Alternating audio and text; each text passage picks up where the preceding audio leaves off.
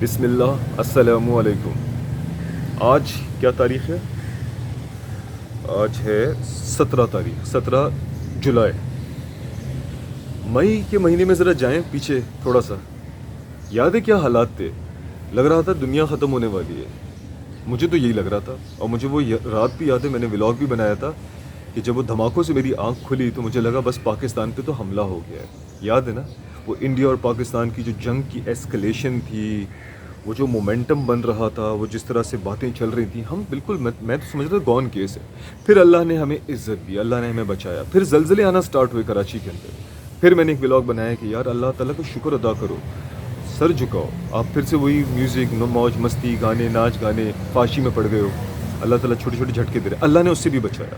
پھر اللہ نے ایک اور بڑا سنگین مسئلہ کھڑا کر دیا, ایران اور یہ اسرائیل کے درمیان جنگ کا. بس مجھے لگا یہ تو اب گیم اوور سین سٹارٹ ہے, بس اب تو ورلڈ اوور. وہ بھی ختم ہو گیا. آج 17 جولائی پہ ہم بیٹھے ہوئے ہیں, ایسا لگ رہا ہے کچھ تھا ہی نہیں, کچھ دن پہلے کچھ ہوا ہی نہیں. بالکل ایسی جیسے جب کووڈ-19 آیا تھا تو لگا تھا یہ اپوکلپس ہے, دنیا ختم. آج ہم یاد کرتے ہیں, ہم ہنستے ہیں, ہم کہتے ہیں پتہ نہیں کیا مذاق تھا وہ. فیس بک کے اوپر میرے ٹیچر ہیں, انہوں نے ایک پوسٹ ڈالی تھی. انہوں نے کہا کہ مئی میں ہونے والی ان جنگوں سے ایک بات ثابت ہو گئی ہے کہ دنیا کو لگتا تھا کہ اسرائیل سب سے بڑی طاقت ہے, غلط ثابت ہوا. دنیا کو لگتا تھا کہ ہندوستان بہت اہمیت رکھتا ہے, لوگوں کے درمیان ان کی کوئی بڑی ہائی ویلیو ہے, غلط ثابت ہو گیا. دنیا کو لگتا تھا کہ پاکستان نکما ہے, بزدل ہے, لڑ نہیں سکتا, طاقت نہیں ہے, ٹیکنالوجی میں بالکل تھکا ہوا ہے, غلط ثابت ہو گیا. اور دنیا کو احساس نہیں تھا کہ ایران کتنا زیادہ غیرت مند ہو سکتا ہے. اتنا نقصان ہوا, لیکن اس نے غیرت کے ساتھ مقابلہ کیا. بے شک وہ اس مقابلے میں ہم اگر اس کی پرسنٹیج دیکھیں تو چلو 10% بھی اس نے کامیابی حاصل نہیں کی, لیکن اس نے ڈٹ کے مقابلہ کیا. اس نے شیان علی کا ایک ثبوت دیا کہ ہمیں شہادت اور ہمیں موت سے کوئی ڈر نہیں ہے, ہم لڑیں گے, ہم بیک فٹ پہ نہیں آئیں گے. کتنا انہوں نے کہا ابھی بھی مان جاؤ, انہوں نے کہا نہیں, مار دو, ختم کر دو. بتانے کا مقصد یہ ہے کہ ابھی بھی خطرہ ٹلا نہیں ہے, کسی وقت بھی کچھ بھی ہو سکتا ہے. بڑی بات نہیں کر رہا, 17 جولائی ہے آج, ٹھیک ہے, 2025. ہو سکتا ہے اگلے گھنٹے, اگلے دن, اگلے ہفتے, اگلے مہینے کچھ بھی دوبارہ ہو جائے. میں صرف اس مومنٹ کی بات کر رہا ہوں کہ اس مومنٹ میں پچھلا سارا ایک خواب لگتا ہے کہ پتہ نہیں وہ ہوا کیا تھا. وہ ڈر, میں بھی ڈر سے گزر رہا تھا.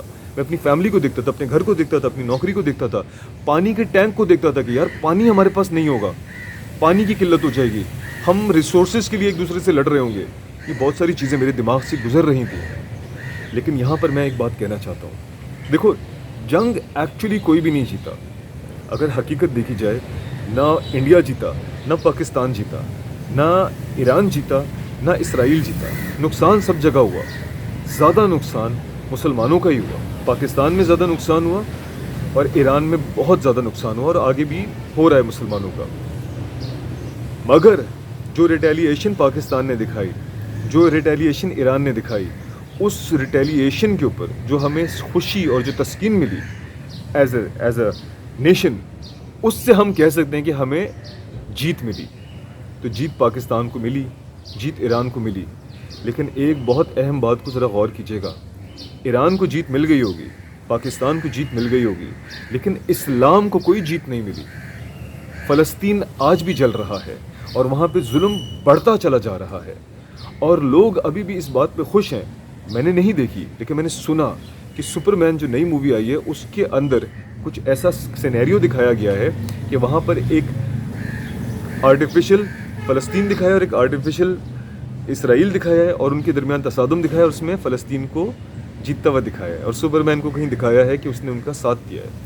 لوگ اس کو دیکھ کے خوش ہو رہے ہیں, جہاں سے دو باتیں سامنے آتی ہیں. پہلی بات یہ سامنے آتی ہے کہ لوگوں کا کتنا زیادہ سینٹیمنٹ ہے فلسطین کے ساتھ, کہ وہ خوش ہو رہے ہیں کہ چیز کو ٹیلی ویژن اسکرین پہ دیکھیں, اور وہ دل میں چاہتے ہیں کہ کچھ ایسا ہو کہ فلسطین جو ہے وہ بچ جائے, وہ جیت جائے. But at the same time یہاں پہ ایک اور چیز غور کیجیے گا کہ لوگ ابھی بھی فلمیں دیکھ رہے ہیں, وہ ابھی بھی خیالی دنیا میں کھوئے ہوئے ہیں. ایسی دنیا میں کھوئے رہنے کے بعد آپ کیسے ایکسپیکٹ کر سکتے ہو کہ اسلام کی جیت ہوگی؟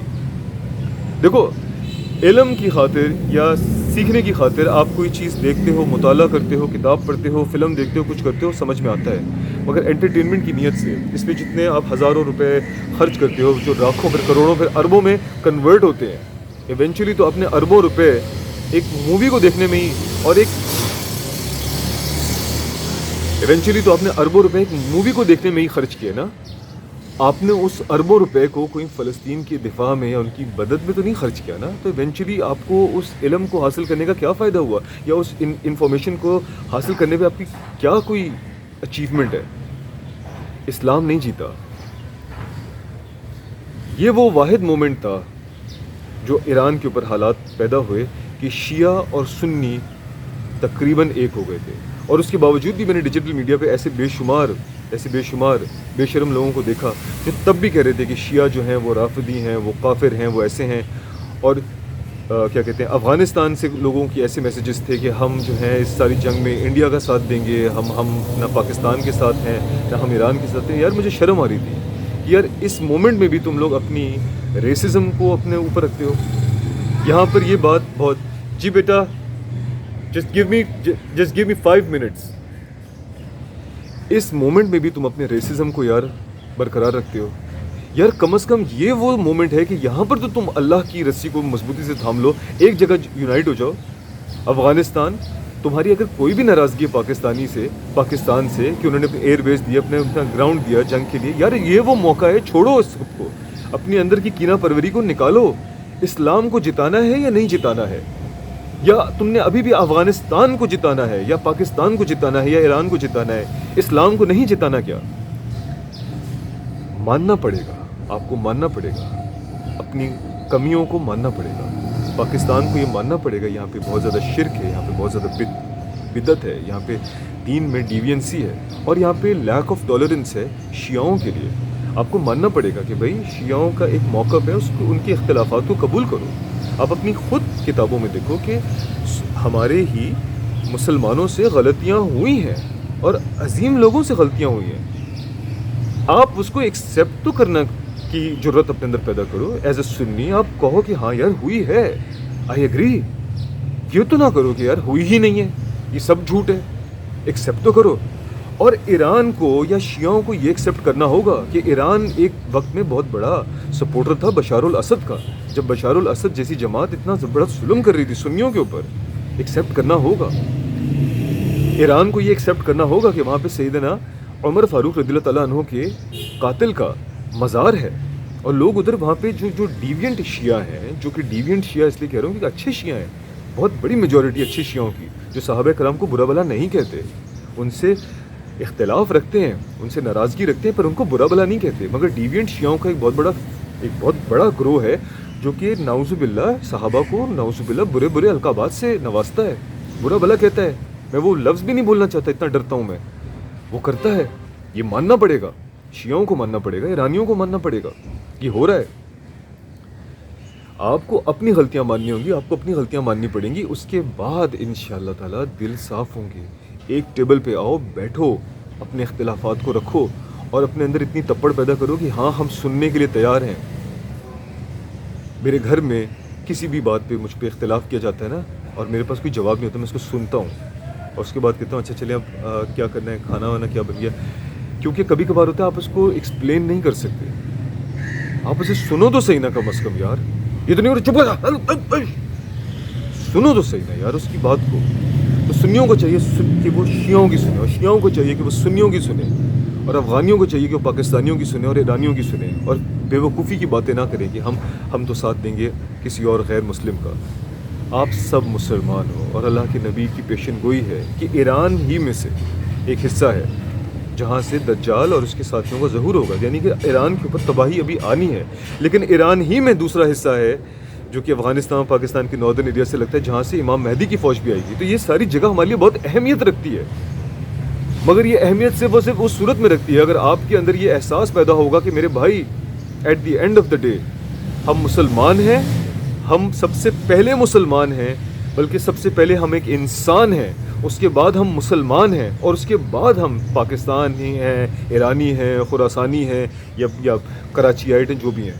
سب سے پہلے ہم انسان ہیں اور انسانیت ہمارے اندر ہونی چاہیے. اور انسان جو ہے وہ ایسی حرکتیں نہیں کرتا کہ وہ اربوں روپے خرچ کر دے ایک فلم کو دیکھ کے وہاں سے خوش ہونے کے لیے، بلکہ وہ اپنے اعمال کو درست کرتا ہے، اپنے اختلافات کو درست کرتا ہے، اپنے غلط عقیدوں کو درست کرتا ہے، تاکہ وہ ایک اچھا مسلمان بنے، پراپر اسلام کے اندر وہ شامل ہو جائے، اور اس کے بعد وہ اللہ کے دین کے لیے وہ ایفرٹ کرے گی، جس کے بعد ہم لوگ بچ سکیں اور ہمارا دین بچ سکے، فلسطین بچ سکے. فلسطین ابھی بھی جل رہا ہے، سیریا جل رہا ہے، کیا کہتے ہیں نام نہیں آ رہا، وہاں پہ بھی دھماکے کر دیے دوبارہ سے اسرائیل نے.